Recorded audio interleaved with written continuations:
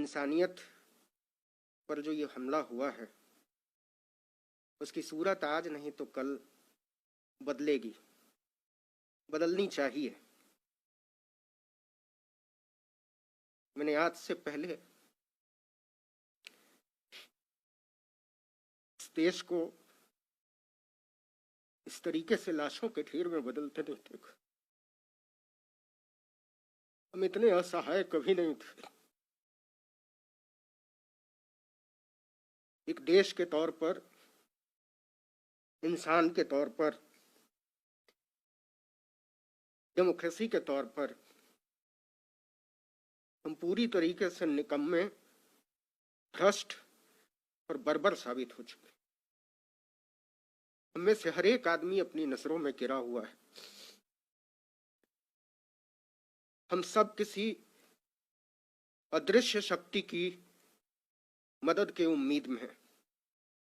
ऐसा लगता है जैसे यहाँ कोई सरकार नहीं है, यहाँ कोई प्रधानमंत्री नहीं है, यहाँ कोई व्यवस्था नहीं है, यहाँ कोई अफसरशाही नहीं है और सबको अपने अपने हाल पर छोड़ दिया गया है। मैंने इससे पहले पिछले 40-45 साल में डॉक्टरों को बिलख बिलख कर रोते हुए नहीं देखा है। आप किसी भी डॉक्टर से बात कीजिए, वो कहते हैं हमको मेडिकल प्रोफेशन से चिढ़ हो गई है। हम इस दिन के लिए तो इस पेशे में नहीं आए थे।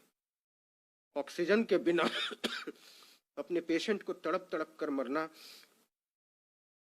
डॉक्टरों की नींद उड़ा दे रहा है।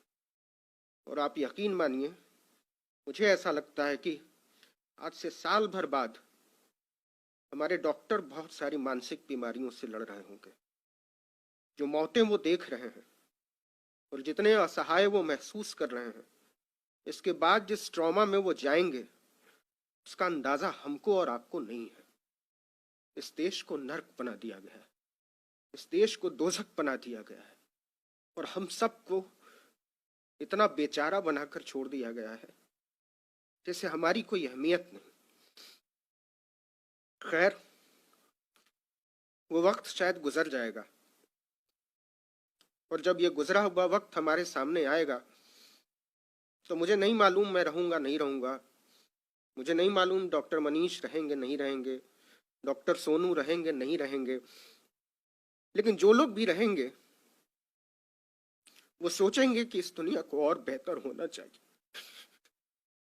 वो सोचेंगे कि हमको हमारी आने वाली नस्लों के लिए मंदिर और मस्जिद के झगड़ों से ऊपर उठना चाहिए। वो सोचेंगे और सोचना चाहिए कि इस देश को मंदिरों, मजारों, मीनारों की जरूरत नहीं है।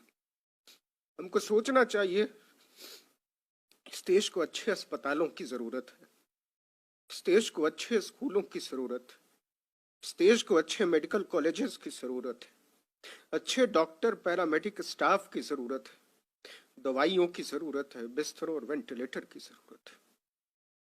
ऐसा क्यों नहीं हो सकता कि इस देश के हर मंदिर की दौलत को अस्पतालों के हवाले कर दिया जाए? ऐसा क्यों नहीं हो सकता कि इस देश की हर मस्जिद को अस्पताल में तब्दील कर दिया जाए?